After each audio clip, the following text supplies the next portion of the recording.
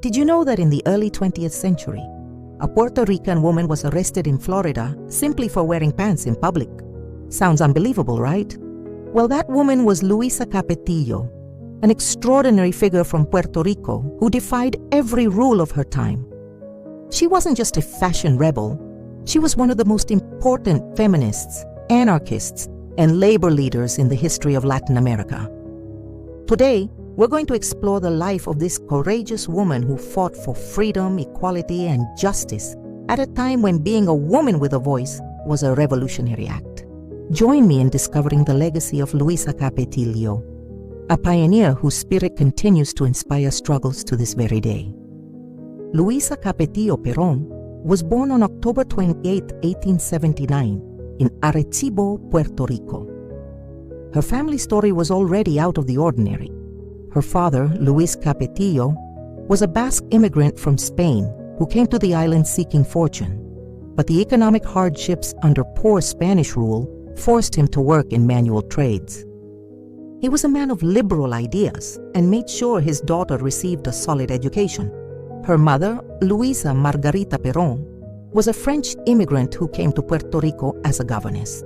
But the economic crisis forced her to work as a laundress and domestic servant. Despite their hardships, both shared a progressive intellectual outlook.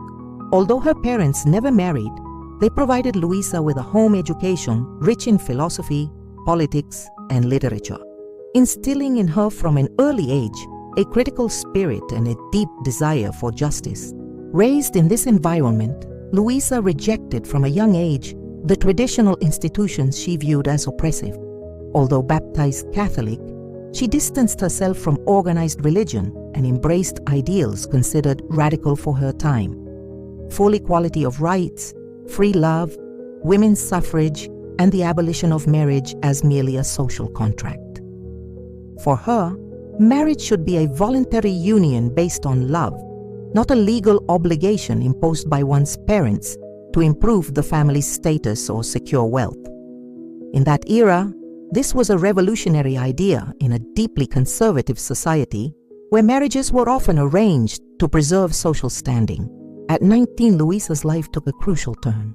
She began working in textile factories, but it was her role as a reader in the tobacco factories of Arecibo where her social consciousness was ignited. At that time, tobacco workers hired readers to read them news, novels, and essays while they rolled cigars. This practice turned the factories into true universities for the working class.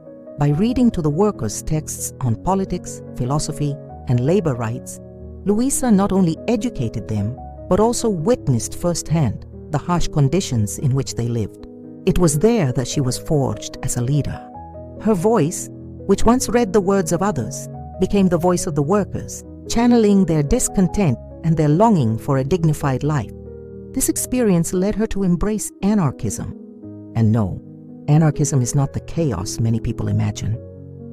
It is a philosophy that envisions a society organized from the ground up through voluntary cooperation, self-management, and mutual aid, without the imposition of a state or economic elites. In Puerto Rico, at the turn of the 19th and 20th centuries, these ideas strongly resonated among tobacco and sugar workers, and Luisa became one of their leading advocates.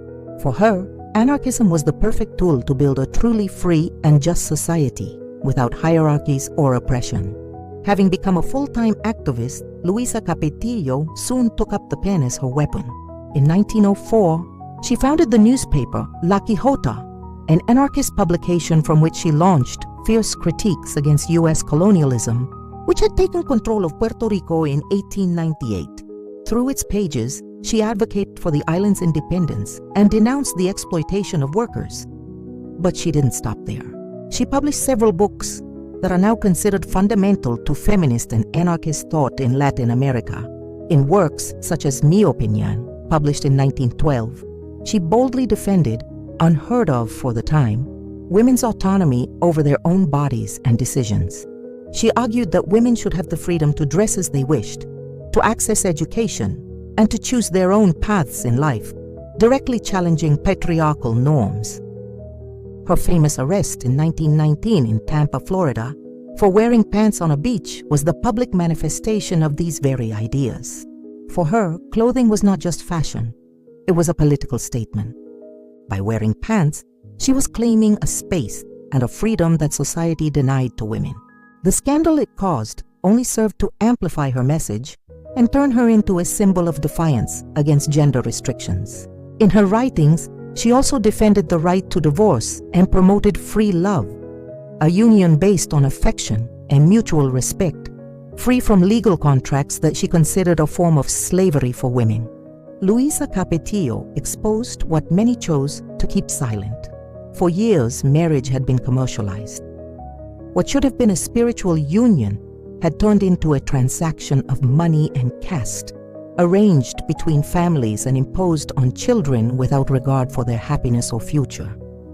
In a society that treated marriage as sacred, such ideas were pure dynamite.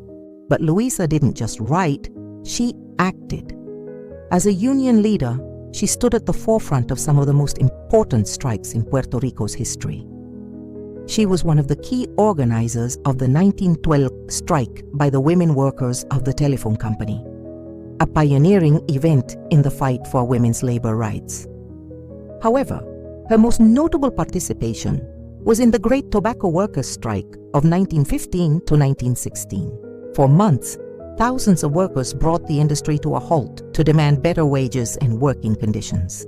Luisa traveled across the island, delivering passionate speeches that inspired the strikers to stand firm in their struggle. Her ability to connect with the working class and articulate their demands made her a figure feared by factory owners and the colonial government alike. Her radical activism came at a high cost. She was constantly persecuted and surveilled, forcing her into temporary exile. She lived in Florida and New York, where she continued her work by organizing Latino workers and publishing her ideas. But her heart always remained in Puerto Rico. She returned to the island to continue the struggle, but her health began to deteriorate. Tuberculosis, a disease that afflicted many in poor communities, progressively weakened her. Luisa Capetillo died on April 10, 1922, in San Juan at only 42 years old.